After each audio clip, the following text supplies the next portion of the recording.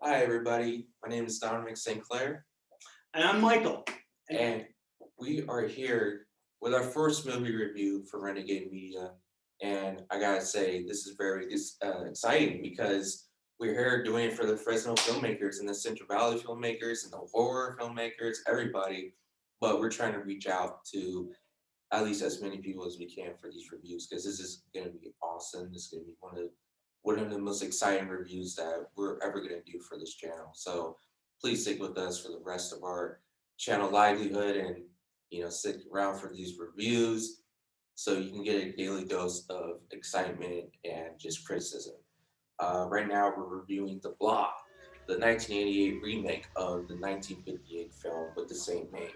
So, Michael, I really want to talk about this with you because I love this movie. I know This is one of my all-time, if not my all-time favorite movie. yeah, this is one of my favorites too. It goes up there in my top 10 list. And this is one of the more overlooked of those 80s practical effects type movies, along with The Fly and The Thing. Yeah. And I just love this movie because just from the opening scene, I think it's one of the most underrated opening scenes because it really shows what this small town would look like if humanity had been wiped out.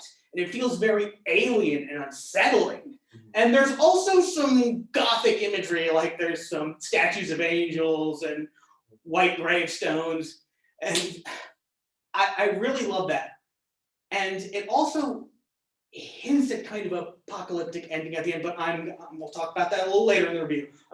We'll talk about that a little later. Yeah. No, I agree. I think like that opening scene is unsettling because you had this town that has, people that are it's a community with a bunch of people that know each other and like really have a life behind them.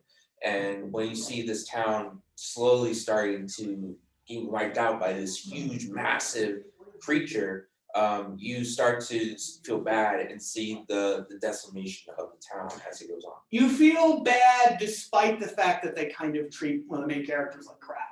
I mean, the main character is kind of a renegade, who you can tell is kind of spit out, and the movie hints that it's because his mother kind of slept around. Yeah. And yeah, that. They didn't really expand on that too much. They really, there's a lot of stuff they really hinted at, but they really hinted at the idea that he was considered a loser. Like in the first scene with him in it, and he tries to jump the bridge, that broken down bridge, and then he takes that massive fall, and then the homeless man claps and laughs, and it's that scene that the main character Flag becomes likable because they have this wordless exchange where he kind of smiles at the homeless man as he laughs at him. It's like, yeah, that was pretty stupid, yeah. No, I agree. Here's the thing about that scene that really also I don't know if you feel about the same way about this, is that I feel like it was just like they both had an understanding with each other because they're both the same. They're both like low lives. Low lives. Yeah. Or at least in the eyes of that town. Yeah, the eyes of that town. Like they're both the same. But yeah, I definitely. He seems to be very friendly and nice with people who actually like him, though. And for that reason, it makes him, and then that makes him a little bit more likable. And even moments where, like, some people might say he comes off as kind of a dick, I just still like him. Like, there's a scene, there's an interrogation scene. Yeah. Where they're drilling him and accusing him of doing all these things that we know he didn't do, that he knows he didn't do. And when the cop gets right in his face, he does what most people wouldn't do, is he licks it.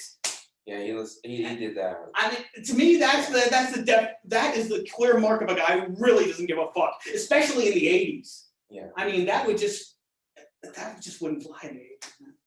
No, here's the thing about that scene is that they really want to show like this relationship between him and the cops, because like the cops, especially at the first, like when you see him and the deputy exchange, like you can tell like they don't like each other. Yeah, even the nicest cop says, I hear you're not gonna go to juvie next time you get in trouble. And it really comes off like they're just waiting for a reason to put him in prison Yeah. and just keep him there. They just like, yeah, especially the other cop from RoboCop. You know that guy? He played the criminal in that movie. Mhm. He gets acid all over him. Well, in this movie, he plays a cop, and he acts like a total, like you said, a total dick.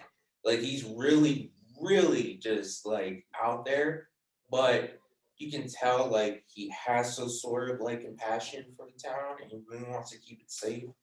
And it's just really, he's really out there. There's a tragic romance in the story between the sheriff and Oh yeah. yes. I mean, because it's kind of a half romance that just cuts off way sooner than you expect it to. Mhm. And it happens in a scene where the owner of that restaurant is trapped inside of a telephone booth. Mhm. And there's a moment where she can probably kind of escape because the slime of the blob slowly moves down the booth. Mhm. But I understand how she doesn't, because when in a situation like that, you are so panicked that all you can do is stand still. I was gonna say about that is that, you know, that moment where she does realize that the slime's coming down, I feel like at that point I would just open the door and run. But like you said, like I think it's just a total shock that keeps people in fear. Mhm. Therefore, they stand still. Mhm. That's an actual thing that happens, and I can understand that completely. Another thing I really love about that scene is the second you're informed, the audience is informed that the sheriff went over to the diner. You see his face floating around in the mass of the blob. Yeah. Before you can even process the fact that the operator told her that he went to the diner. We are given a visual aid, and there's something very effective about that, something very horrifying about that that just stuck with me. Yeah, it was something like I was like, wait, what's because I remember that they're supposed to have a date that night. Yeah. And I was like, oh yeah, that makes sense because that's why he will come down. No, he wanted to check on her because Oh, you want to check on yeah, well, because oh, he kind of turned him down, but it was kind of like that. She kind of half rejected him. But she gave him the She gave him a phone. She gave him a phone number. Yeah, So it was more of a not right now kind of rejection. Okay. It was more of a not right now kind of rejection. Right now. Yeah. But she was still interested. Yeah, and as a result, it really adds to the horror that they have all these unresolved feelings that you can just project onto them. We as the audience can project onto them because they weren't that explored. Yeah. Sometimes less is more in that way. Right. I actually want to talk about that scene in that diner where the guy gets his Yeah, I know what face you're pulled down Yes. into the scene. So with that scene, it actually gets good practical effect in that scene because it was like you see his whole body just like going into that tiny little scene. But also at the same time, actually you don't see too much of his we don't see too much. midsection, but you do see his legs sticking out, his head getting shoved in, and that's more than enough. Yeah, but you can tell. But here's the thing about that scene is that where that scene where the blob comes out of that scene.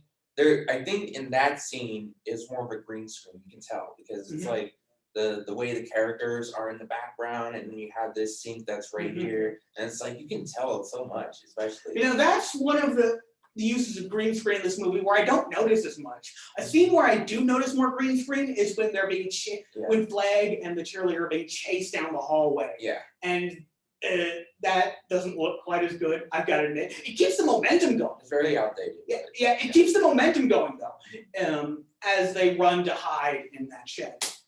And that's the scene where they telegraph the monster's weakness because it tries to creep in under the door, and the ice hurts it and crawls right back. Yeah, that was cool. Yeah. But actually, another scene I want to mention is the final scene, where the battle of the blob. So at that scene, you know how the blob goes on top of the car and stuff? That's an actual miniature set.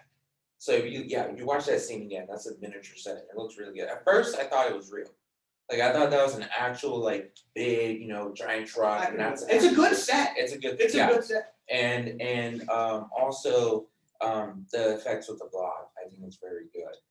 Especially the chase scenes. Wonderful. And in the theater, in the sewers, like it's just like all these these sets that it makes it really good. They put a lot of thought into how this creature looks. The way it starts off is white. And speaking of the way it starts off, I love the way it starts off with this very relatable curiosity.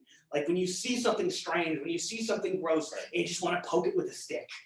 Yeah. It's not a good idea, but you do it anyway.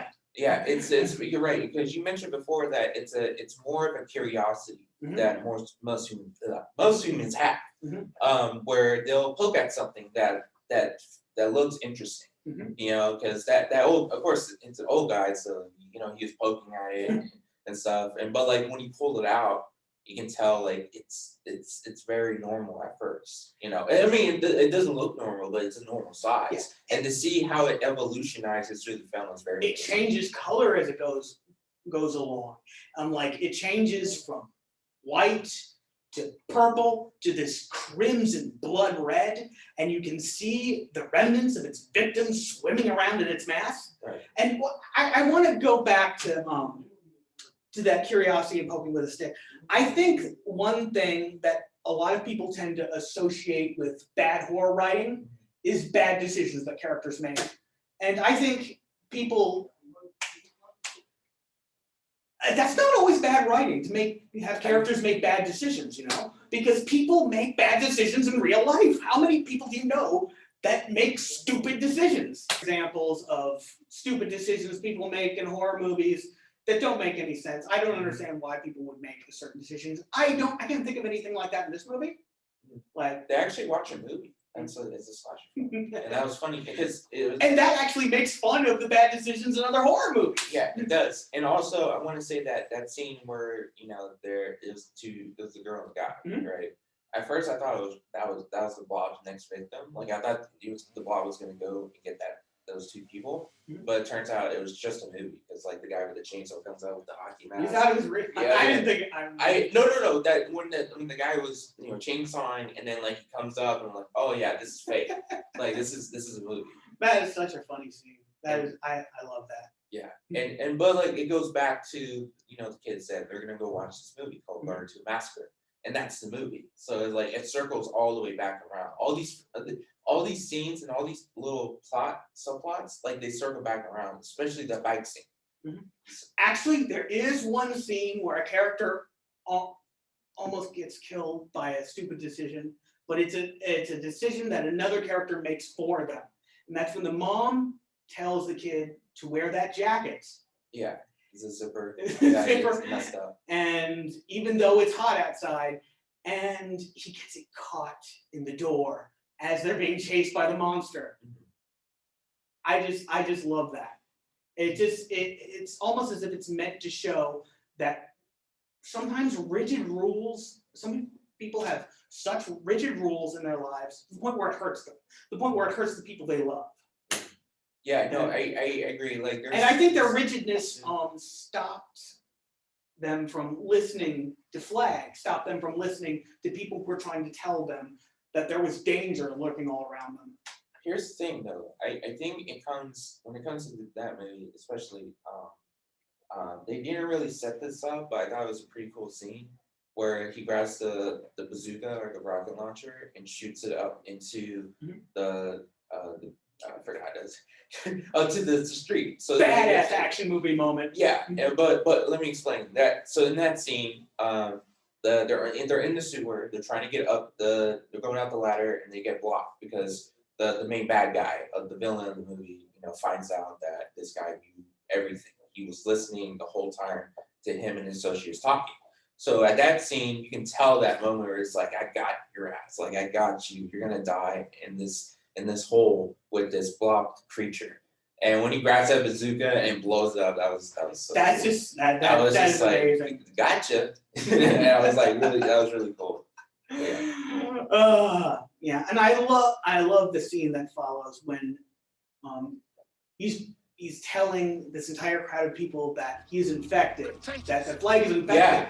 Yeah. And he sounds like a preacher as he talks about it. He sounds like crazy. He sounds like and actually, you know what? Hold on a second. Actually, we got a word from our sponsors, and we'd like to play this out for you for a second. Hey, everybody. Welcome to Renegade Media YouTube channel, where we do weekly uploads on Tuesdays. We make short films, movie reviews, skits, reaction review videos, man, all the good stuff. If you haven't, hit the subscribe button and the notification bell so you can get a chance to get the weekly uploads that will notify you so you can come in and check those out. Hit the like and share button so you can share it to your family and friends. Make sure everyone knows about the channel so they come in and get some excitement, some criticism, and enjoyment. Thank you so much and enjoy the video. Alright guys, welcome back to our Renegade review of the Blob. As we were just saying, with that scene that you were talking about, can you explain it a little further? There's not much more to say about that particular scene. I mean, that's what I was going to say. Well, it's yeah, a very intense scene. I love the sense of conflict in that scene. And yeah. So okay, my bad. That scene where he tells him everybody that he's infected, right? Yeah, I love it. And he grabs the gun and then like he tries to kill him. He keeps spilling information. Yeah, and the cop that hated Flag the most is finally conflicted, realizing, wow, maybe Flag isn't so crazy, and maybe I shouldn't be listening to these authority figures who do not have mine or the town's best interests in mind. And I just think that's a wonderfully tense moment. Yeah, and I agree because that cop, you know, he knows about the character more than he knows about that guy who's preaching on the street. Like that's the difference between him like trusting our main character and not trusting the other character because he does not only doesn't know him, but he has like they're wearing hazmat suits and it looks very sus. But the thing is, that cop has such a strong bias against Flag and apparently Flag's family. Mm-hmm. And that's really where the major source of the conflict comes from. The fact, like, he does not want to trust Flag under any circumstances. The rigidness of this town almost kills it. The rigid mindset of this town almost destroys it. Yeah. And I love that certain people in this town have to move past that in order to fight this monster. Anyway, can we talk about the ending real quick? Before we get to that, I know the part you're going to talk about. I have to acknowledge the very James Cameron-esque climax of this film. Okay. No, go ahead. No, I just love the way it builds up.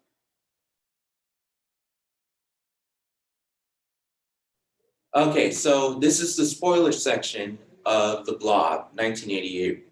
So for this section, we're going to be talking about the ending, the climax, the very ending with the credits, and just to share our thoughts and opinions on this and our critical analysis review on this. So let's talk about that final scene where it's spoiler. Yes, spoiler. Monster does not like the cold. Does not like the cold. Well, you already said it in the. How many spoilers do we have? I don't know. So you did not hear the other part where the Blob is under and he gets attacked by the ice and then pulls back. Okay, guys, that's just a little small detail you did not recognize, but now you know. And we also gave away important deaths in the movie. Yes, yes. Don't worry about that. We already gave everybody a warning in the beginning. Well, no, we didn't. Okay, listen. So, the Blob is affected by ice. So, that's how they defeat the Blob at the very end of the film. What they do? They grab the truck. He grabs a truck. Yeah. He smashes his way over to the Blob, where the Blob is trying to get into this town hall building in that set piece you were talking about. Yeah. And then he attacks the monster with this huge hose, which really serves as a distraction. I don't know if he expected it to kill the thing, but it really just serves as a distraction because it goes right for him, knocks over the truck. And now it's up to the cheerleader to run in with a bomb she picks up from one of the dead carcasses. It's one of those hazmat guys. Yeah. And he was like, oh, and he was so alive. Yeah. And there's this beautiful part where she sets the bomb on top of the canister, the giant canister that that fire trucks have. Yeah. Yeah. But just after she jumps off of it, she gets her foot caught. Mhm. And there's this heart-pounding moment where the monster comes for the tank and the bomb, and the clock is ticking on the bomb, and flag rescues are just about it's beautiful. It's beautiful. It's just how you want to end a movie like this. Yes, and it's very tense because the Blob has already proved that like you can kill unexpected characters any time, and they even killed the kid. Like that's insane. They kill the kid, and that is actually the worst effect in the movie, but it works simply because they kill the kid. Yeah, and so by this point, you can't underestimate this movie. You can't, because you can kill off that jailer if they wanted to. They could do that and have this dark ending. But of course, the flag saves her and they blow up the blob, and it's all frozen. And you have these little particles that are frozen ice crystals, 3D frozen ice crystals. Yeah. Although, again, I mentioned that beginning where they show this town and what it would look like if humanity got wiped out. And I wonder if Chuck Russell didn't want a darker ending originally. Yeah, something more apocalyptic, you know? Yeah, but let's talk about the ending, since we're gonna transition to that. So this ending is with the pastor, the pastor preacher. So he gets caught on fire at the end, and he has a scar. And he looks cool too, like the burn marks on the side of his face. It's just an excellent visual image, and it works incredibly well with the last shot of the movie. Yeah, very striking.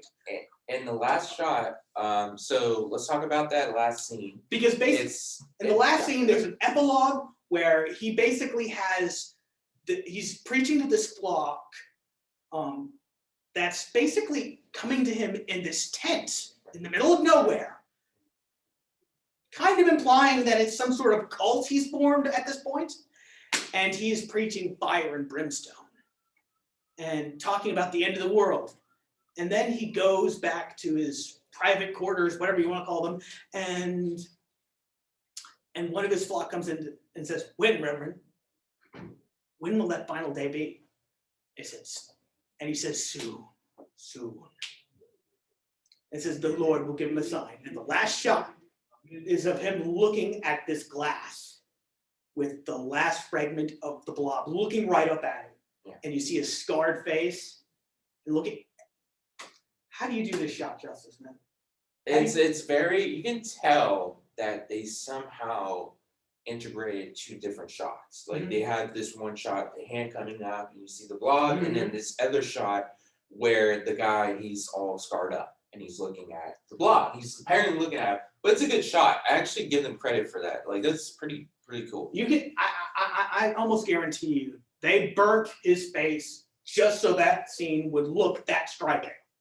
And it's a powerful looking scene. That would be crazy if they actually burn his face. No, they didn't literally burn the actor's face. No, yeah. You know, they wrote that in. That's what I'm saying. Okay. Yeah. But yeah, that ending's really cool. It's very, very interesting. I really think if they were to do a sequel, I think they could do it in a city. Like it should be in a city where the blob is taking over, like he's absorbing everything, and it becomes bigger than it was before. And it's this climactic, blockbuster. Yeah, horror film. I think that might almost work with a singular family or a singular group of people. I would kind of want it to be small scale, even though the blob would be destroying everything on the planet on a global scale. I think that would be interesting to watch a group of people's struggles to survive in an apocalyptic situation like that.